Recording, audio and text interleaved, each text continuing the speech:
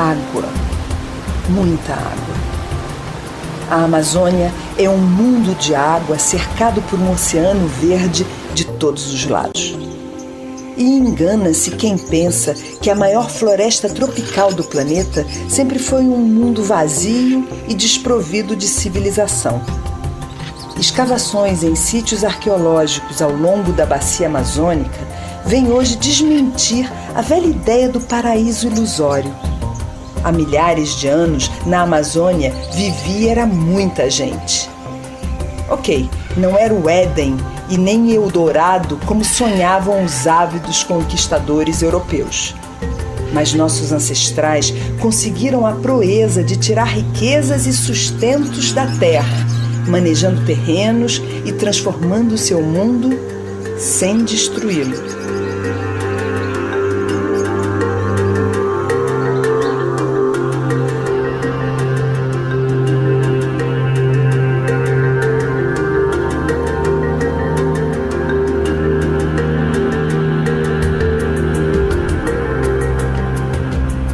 Santarém, se você for olhar o registro arqueológico de Santarém de 1000 anos atrás, de 800 anos atrás, ele é quase equivalente ao da população que está vivendo em Santarém hoje, né? Santarém tem 300 mil habitantes aproximadamente. Se você for olhar a quantidade de sítios arqueológicos contemporâneos que tem aqui no município de Santarém, talvez a gente chegue numa estimativa parecida com a dos 300 mil. E aí, se você pensar isso para a Amazônia, talvez a gente tenha, né, um número próximo dos 10 milhões. O que eu posso te afirmar com certeza é que os sítios arqueológicos que a gente estuda são muito maiores que qualquer aldeia indígena que tem hoje na Amazônia. Então, assim, que há 1000 anos atrás tinha mais gente na Amazônia do que tinha há, 300 anos atrás, com certeza.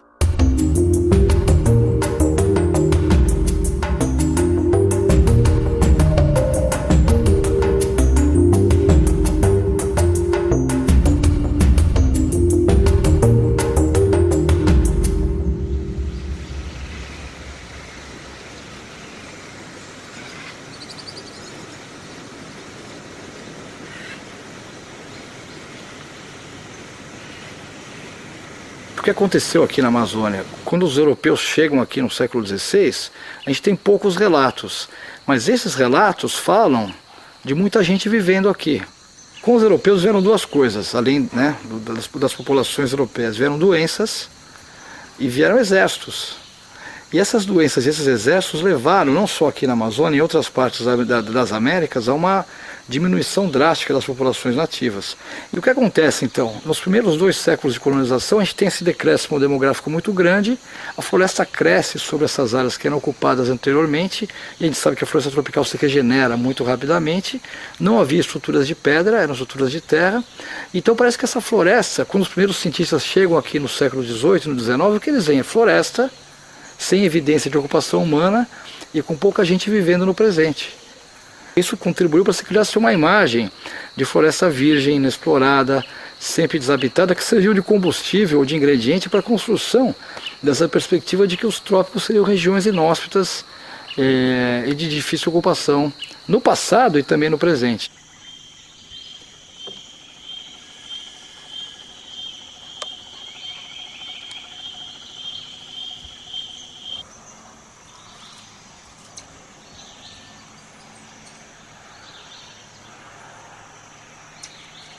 Então, a Amazônia, ela não é só rica em biodiversidade não associada ao homem, mas ela é rica em uma biodiversidade que depende da ação humana para existir. Por quê? Porque essas espécies que foram selecionadas e que hoje têm frutos maiores, frutos mais doces, ou, por exemplo, raízes maiores, raízes com mais amido, elas foram selecionadas pelas populações indígenas no passado.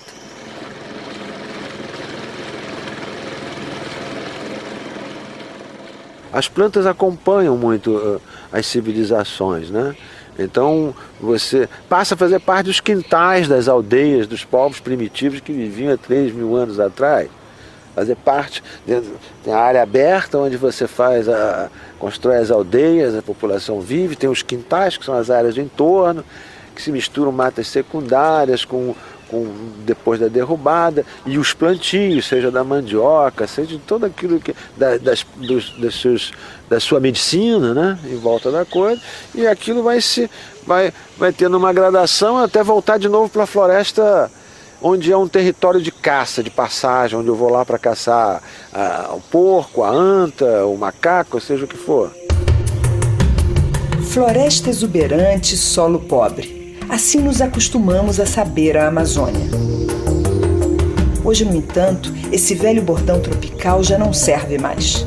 É só raspar o chão debaixo das árvores e a riqueza desponta, preta e fecunda, e feita pela mão do homem. Essa camada escura que a gente está vendo aqui, ela foi datada em 6.500 anos antes do presente. É uma das terras pretas mais antigas conhecidas e está sendo escavada pela gente aqui. A gente vai conseguir entender qual era o contexto de ocupação e de manejo dos recursos nessa época a partir do estudo dessa amostra de solo aqui.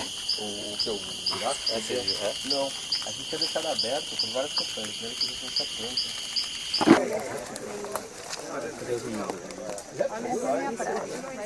O que a terra preta tem de diferente dos solos que predominam na Amazônia, os latossolos e os argissolos, que todos nós sabemos que são solos considerados com um problema seríssimo químico, baixa fertilidade, baixo teor de nutrientes importantes para a nutrição mineral das plantas, né, para a produção.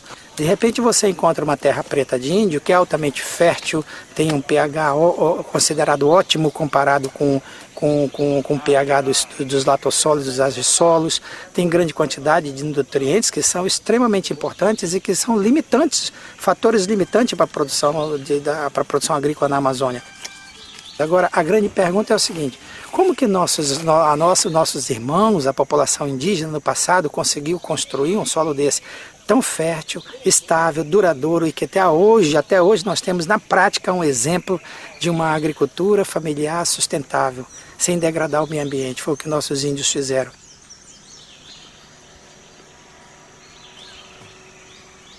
Mas eu imagino que é o quê? É lixo orgânico, é um grande composto, na verdade. É resto de carvão, resto de comida que vai sendo depositado, né? Os quintais das casas ao redor vão sendo limpos, varridos, se você vai queimando aquilo a baixa temperatura, né? Tem muito fosfato que vem dos ossos de peixes e outros animais, semente carbonizada. Eles sabiam, primeiro, manejar o fogo. Eles sabiam manejar o fogo, nós não sabemos. Eles usavam o fogo como ferramenta, para quê? Para abrir a área, para melhorar o solo, para caçar, para tudo, para alimento, para tudo. Eles sabiam utilizar o fogo, nós não sabemos, a gente usa o fogo para degradar.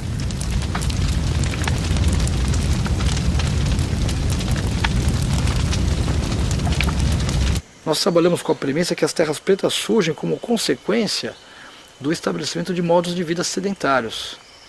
Em algum momento esses grupos param de ficar circulando, alguns deles, né, se fixam em alguns locais e a terra preta começa a se formar como consequência desse processo de sedentarização.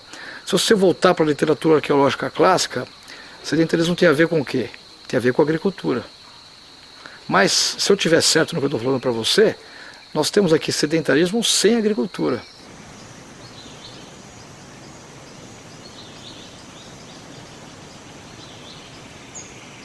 No passado de 1000 anos, 500 anos que a gente está estudando através da arqueologia, as populações não eram grandes agricultores, mas assim, não é que eles não conheciam a agricultura, é porque eles escolheram uma forma diferente. Então assim, se eles não cresceram como os monocultores de outros lugares que a gente conhece, talvez seja uma escolha e não uma imposição do ambiente como era a ideia que se tinha nas primeiras pesquisas. Aqui no Teutônio, a gente teve até 2011 uma cachoeira onde a frequência de peixes e espécies era enorme, provavelmente um dos lugares mais piscosos da região amazônica. Tinha tanto peixe que em 94 o IBAMA decidiu limitar a quantidade de pesca por pessoa por dia, e eles limitaram em 400 quilos. Era muito peixe. É uma fonte de obtenção de proteína, de alimento, muito enorme, inesgotável até a inundação da cachoeira, né?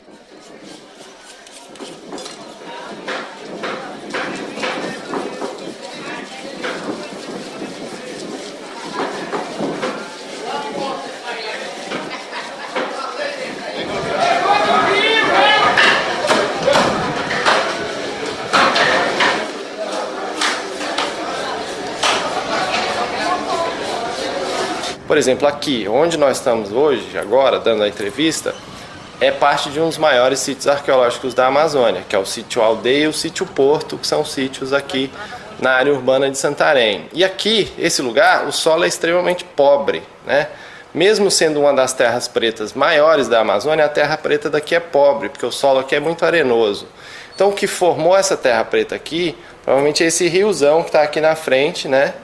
A quantidade de fauna aquática que as pessoas coletaram no rio e descartaram os restos aqui, é que provavelmente é o responsável pela formação da terra preta. Não é que essa terra preta é o resultado ou a intenção de fabricar seja para a agricultura que poderia se fazer aqui na margem.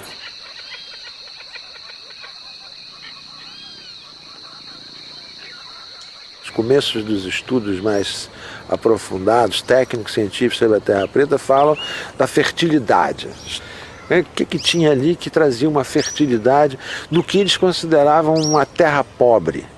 Isso para mim é um assunto muito interessante, porque eu fico pensando o que é uma terra pobre? Uma terra pobre que consegue suportar uma das maiores florestas tropicais do mundo, com árvores de 30, 40 metros, com uma riqueza, uma diversidade de espécies.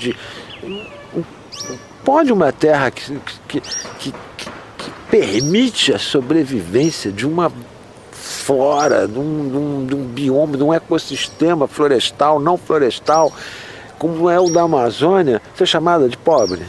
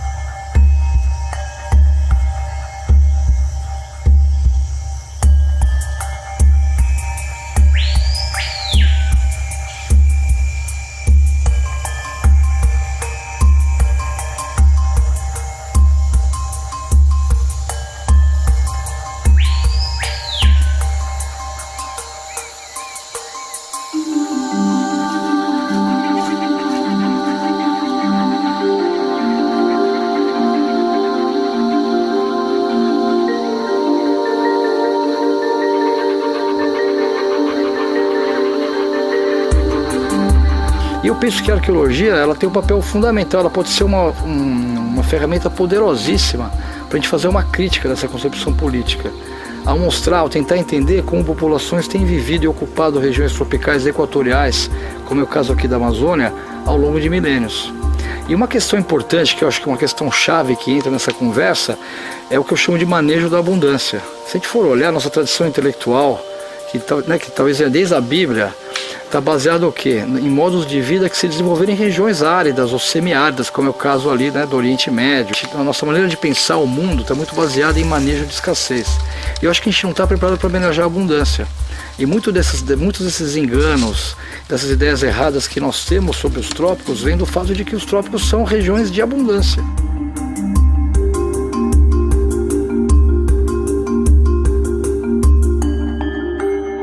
Estima-se que existam 16 mil espécies de árvores e palmeiras na Amazônia. Dessas 16 mil, só 227 espécies elas ocupam metade de todas as árvores que ocorrem na floresta. E dessas pouquíssimas espécies, 227 que ocupam metade da floresta amazônica, 20 delas têm alguma evidência de domesticação. Então, isso chama atenção por quê? Porque a floresta concentra também recursos muito importantes para o sustento das populações, né? E essas árvores podem contar uma história de uso da floresta.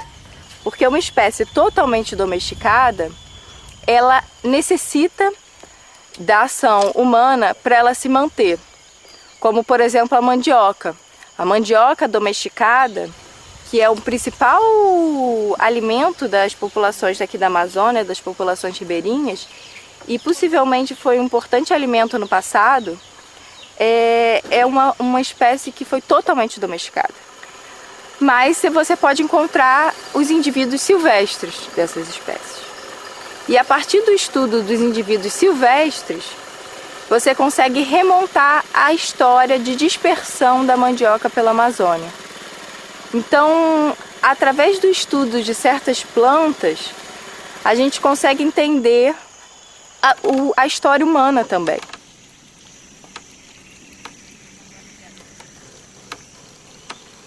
Sempre se viu a Amazônia como um ambiente muito semelhante em todos os lugares. A gente está vendo que não, que o que tem de comum em todas essas ocupações é essa agência sobre o meio, né? Essa transformação da paisagem para intensificar a produção de alimentos para alimentar uma população que está crescendo.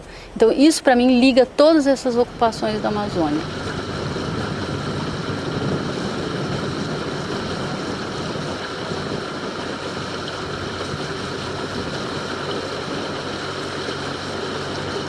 É muito difícil pensar na Amazônia como um vazio demográfico. E principalmente as conexões que ligam a Amazônia, Panamazônia, sejam as conexões fluviais e sejam as estradas, as conexões terrestres, mostram que essas populações estavam se comunicando fortemente. E a cerâmica nos mostra isso. As similitudes em termos de cerâmicas, em termos de contextos, em termos de modo de vida e de modo de operar em regiões tão afastadas entre si, nos mostram que existia uma forte rede de comunicação. Então nós não estamos falando de troca de objeto necessariamente, embora essa hipótese não seja descartada, mas nós estamos falando de redes de troca de ideias, principalmente. Então são pessoas, são objetos e mais especialmente são ideias circulando.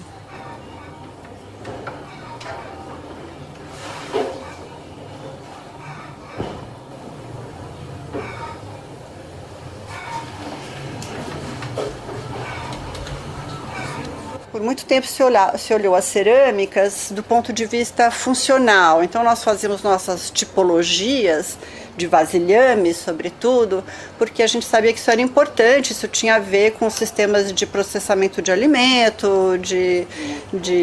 do que eles plantavam, do que eles comiam, que é da economia, enfim, né, e que é uma coisa importante. Mas então a gente fazia nossas classificações muito baseadas nas classificações. Então são vasilhames para processar mandioca, então são grupos mandioqueiros. Não, tem gente que mexia com milho. A gente aproveitava esse aspecto econômico das cerâmicas e nunca o aspecto da cerâmica como uma espécie de mídia, né, para mensagens ideológicas, com toda aquela decoração que ela tem.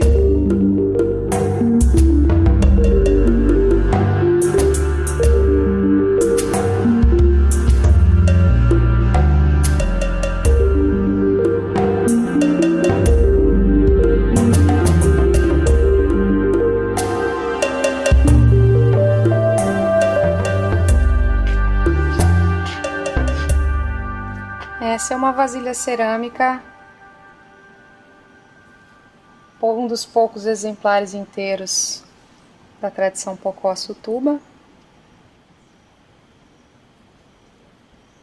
Esses sítios com materiais Pocó-Açutuba, geralmente com terra preta ou terra preta incipiente, eles aparecem nessas regiões, espalhadas pela calha do Amazonas, espalhada pela região amazônica de uma forma bastante grande, e já aparecem com uma cerâmica extremamente elaborada, extremamente rebuscada. Realmente é uma cerâmica peculiar, belíssima. Eu costumo brincar que é o barroco rococó da Amazônia, porque realmente são conjuntos bastante peculiares e que comunicam de uma forma surpreendente. E mais recentemente a gente começou a ver que esse material Pocó-Açutuba, né, ele tem uma dispersão muito grande. Ele está presente desde a região lá do Trombetas e Amundá, na Amazônia Central, ele aparece na Amazônia Colombiana, aparece aqui no Rio Madeira, aparece em Santarém, aparece em Roraima e talvez até aparece nas Guianas, na Venezuela. Ele tem uma dispersão que é quase continental. Então ele é um marcador, eu acho, essas cerâmicas, elas marcam um evento de dispersão de uma população pela Amazônia há mais ou menos uns 2.500 anos atrás. E muito se pensou em Amazônia e em termos de hierarquia social. para as populações amazônicas.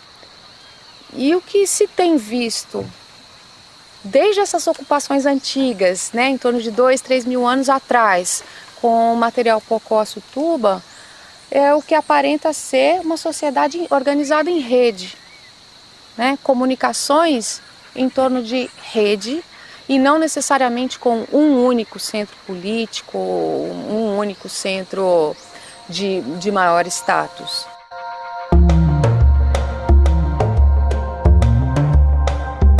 Há cerca de 1000 anos, na foz do rio Tapajós, surge uma civilização indígena que marca a ocupação no Baixo Amazonas com uma produção rica e de identidade própria. A cultura tapajônica está gravada em barro cozido com seus traços arrojados que fizeram dela uma verdadeira grife da pré-história brasileira.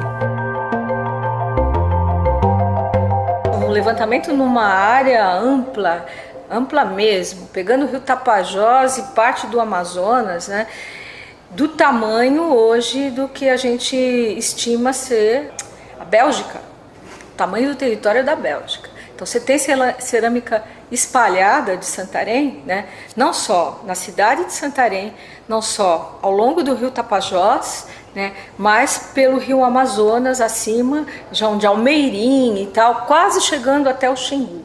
É uma ampla área. Escavando Santarém, a cidade de Santarém, e escavando sítios da periferia de Santarém, a exemplo desse sítio de Carapanari, que em algum momento da sua cronologia foi contemporâneo à aldeia, né? Eu não encontro nada que me demonstre a existência de um poder central no sentido de padronização absoluta de um estilo e nem que esses grupos, essas aldeias periféricas dependessem do que seria essa aldeia central, tá? Tampouco encontro no registro arqueológico vestígios de diferenciação de pessoas. O que a gente tem de fato? Por que essa cerâmica está sendo copiada? Ela não está sendo fabricada em Santarém e distribuída para outros centros. Isso é uma situação que ocorre, por exemplo, no Império Inca. Você tem centros produtores e distribuidores. Aqui não, cada um faz a sua. Mas faz a sua de acordo com um padrão. Existem variações, mas as ideias são ideias que estão circulando e elas estão ligadas à existência de rituais xamânicos. E o que você tem aqui ligando, na minha opinião, esse centro a essas comunidades periféricas são cultos xamânicos que estão disseminados ali. Você tem uma rede.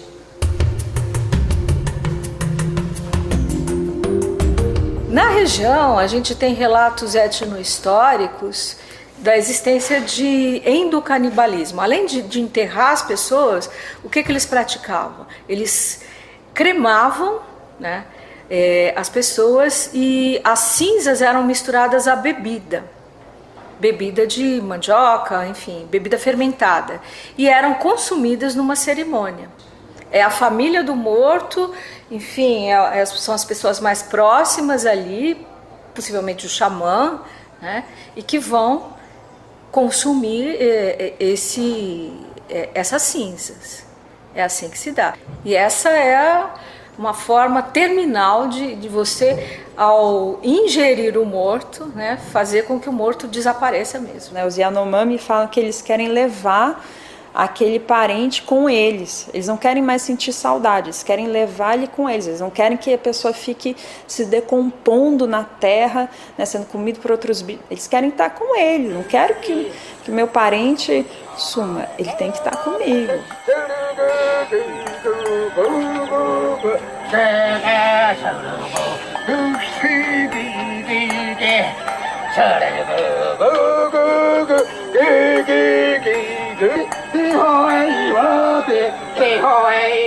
Que a gente percebe na Amazônia, que ao contrário das nossas sociedades, onde você tem uma divisão mais clara e mais nítida e mais brutal e também mais violenta entre o que seria o mundo dos vivos e o mundo dos mortos, várias populações indígenas mais antigas, eles não têm essa separação, ou eles têm separações diferentes, onde os mundos, né, a gente pensa nos vivos e os mortos, não tem necessariamente que ficar separados.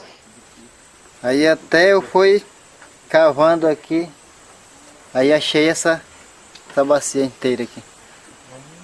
Eu achei ela inteira, aí quando foi eu botei ela pra dentro de casa, né? Quando foi uma das noites, aí eu escutei bater na beira dela, né? Bati assim, ó. Aí eu agarrei e fui lá ver, né? Sabia que era naquela bacia. Agarrei, peguei ela e quebrei e joguei lá pra dentro do mato. Não sei quem era, quem que fez essa bacia, né? Sabe, não era uma indiona grandona de noite que ia lá me ver lá.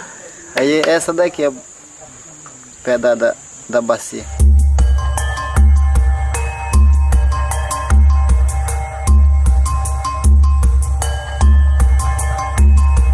Monte Alegre é uma área mais árida, né? Assim, a vegetação é aberta, tem formações rochosas expostas em superfície, coisa que é bastante rara na Amazônia também.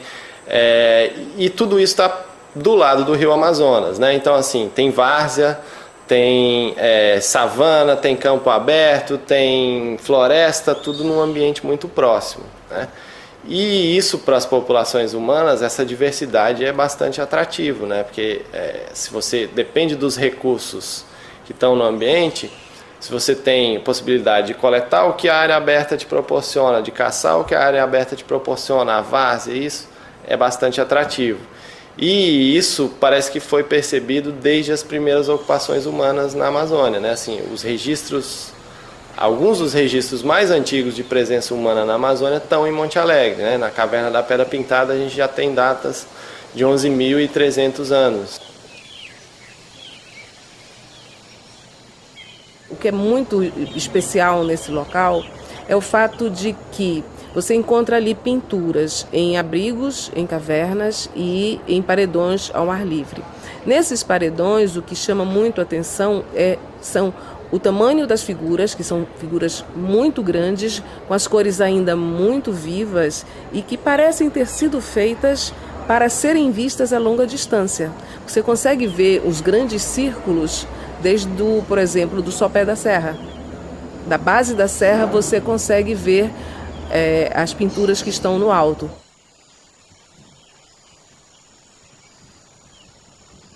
Eu fico pensando que assim como tem coisas que a gente coloca no outdoor, que a gente quer que as pessoas conheçam, e tem o bilhetinho secreto que você passa só para quem está mais próximo de você, talvez a relação seja semelhante, né? Assim, aquilo ali, o painel da Serra da Lua, talvez seja para dizer, olha, forasteiro, você está chegando, essa área aqui é assim. E aí esse outro mais secreto talvez querida, hoje não vai dar para, né, passar na hora do almoço, uma coisa assim, né? Pensando no nosso mundo e tentando fazer uma comparação.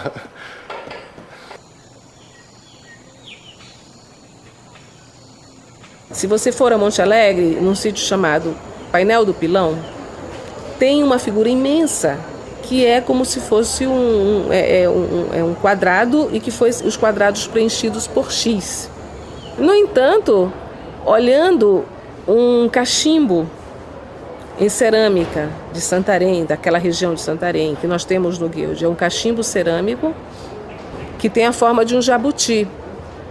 A barriga do jabuti, elas são vários quadrados com X preenchidos. O que é isso? Eles representaram ali a barriga do jabuti?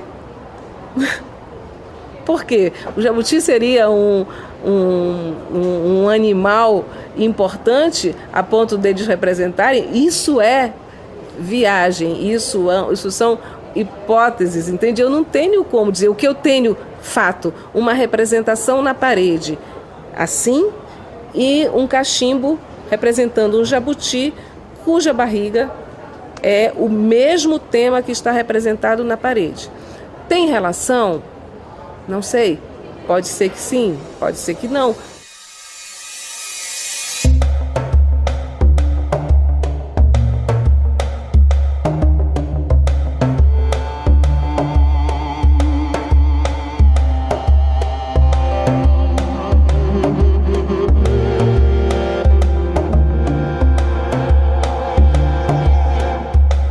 Na Amazônia moderna, cortada por obras faraônicas, a marca do homem sobressai.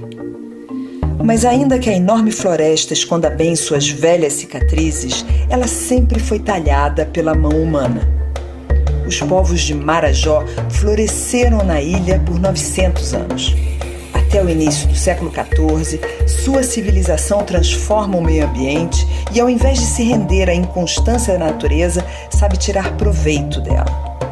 Os marajoaras erguem grandes construções de terra conhecidas como tesos e inventam a piscicultura. Uma das perguntas que sempre se fez, que permeou as pesquisas que fizeram na ilha, era como que eles podiam ter sobrevivido durante tanto tempo nesse local, que era um local difícil, né, de sobreviver. Como é que eles tinham desenvolvido essa cultura tão avançada? Eu vejo desde a minha infância que o Marajó ele sempre sofreu essa sazonalidade. Os marajoaras, visitando os sítios arqueológicos deles, os tesos, a gente vê que eles trabalharam em cima de toda essa dificuldade que eles tinham, da seca e da cheia.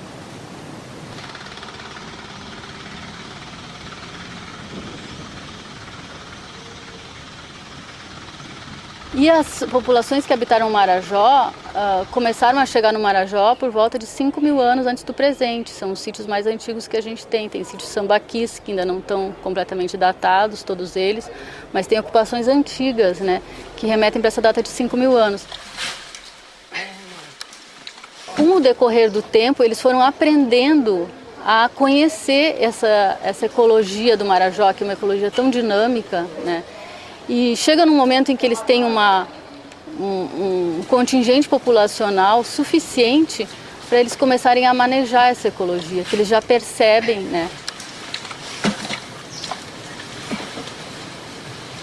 Eu acho que outra coisa que é fundamental é a questão da intensificação da pesca, que a gente vê que é falada pelos viajantes que vêm para a Amazônia no século XVI, que falam isso, que eles têm tartarugas em currais, que eles represam, que eles envenenam a água, que eles represam rios para pescar. Então eles estão intensificando a pesca. É a forma mais clara para mim de conseguir uma proteína em grande quantidade para alimentar uma população sempre crescente.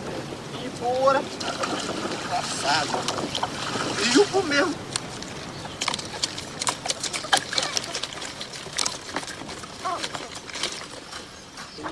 Eu pesco aqui desde os 20 anos mais ou menos. 20 anos de idade, né? Como eu estou pescando aqui, né? Mas a gente só pesca nesse período de outubro, porque a água já está mais baixa, onde é mais fácil a gente pegar o peixe aí, capturar o peixe aí no lago. Né? Aí já vem só pro outro ano, já. De ano a ano que a gente pesca, esses 3 meses no ano. Existem lagos pequenos, lagos naturais na ilha, né, que são depressões, digamos assim, onde esses peixes ficavam presos. Eles notaram isso e começaram a aproveitar essas depressões. E quando eu falo em fazer manejo, eu digo que eles começaram a cavar mais essas depressões, né, para transformar ela em depressões maiores, em poços mesmo, para reter os peixes. No momento que eles cavam isso, eles pegam esse sedimento que é tirado e colocam do lado para construir uma plataforma para morar em cima.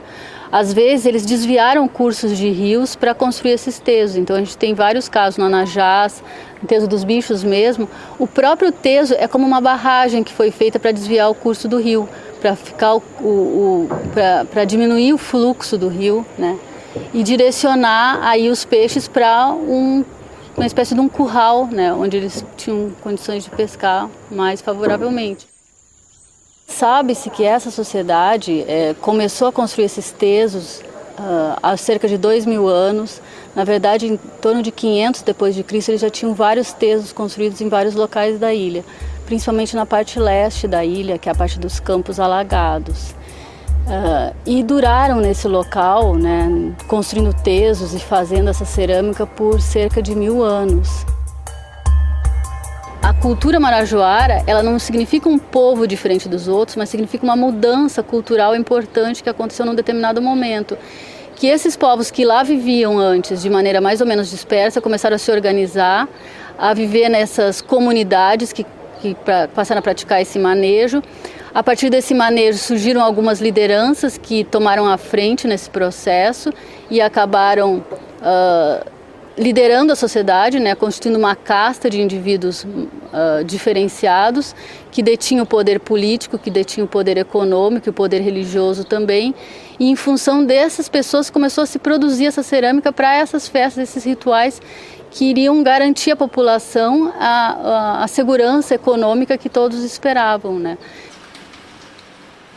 Em cada um desses grupos de Tês, você tinha uma liderança que precisava de seguidores, precisava de gente para trabalhar nessas obras de terra. Então, para eles era interessante ter esse pessoal com quem contar para fazer essas obras de terra. E essas pessoas precisavam ser entretidas, elas precisavam ser protegidas, né?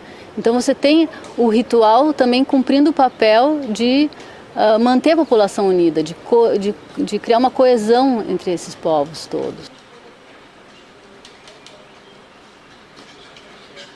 As sociedades pré-colombianas amazônicas têm que ser consideradas civilizações. Não são culturas primitivas, não são coisas atrasadas, não é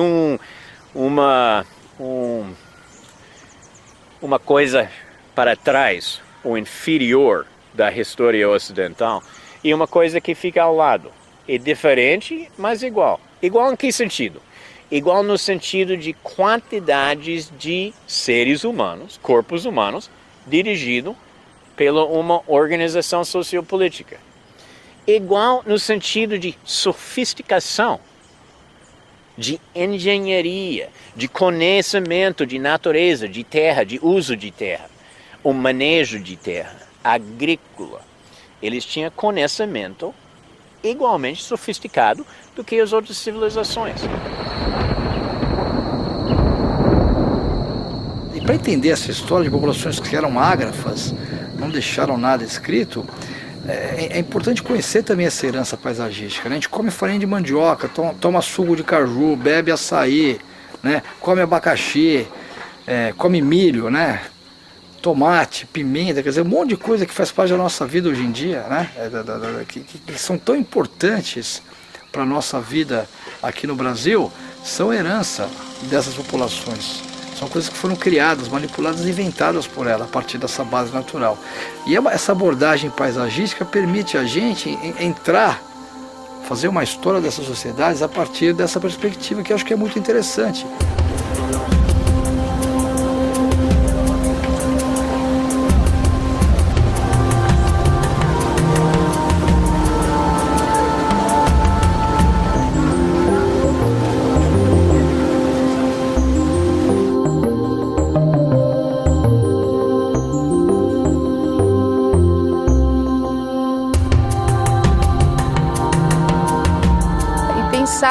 Em todo o território que é explorado por uma única família ao longo das suas diferentes atividades cotidianas e rituais religiosas, colocar isso em termos de família, em termos de comunidade e colocar isso numa escala mais ampla, a gente pode dizer com tranquilidade de que toda essa floresta ela foi manejada, foi manipulada, foi percebida, foi concebida por populações ao longo de toda essa história indígena, que é uma história que remonta a mais de 10 mil anos aqui na Amazônia.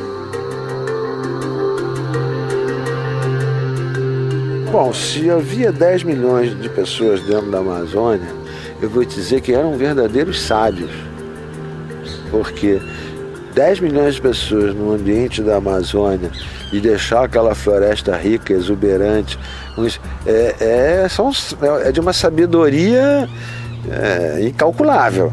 Eu acho que nós precisamos resgatar esse conhecimento e aplicar essa sabedoria.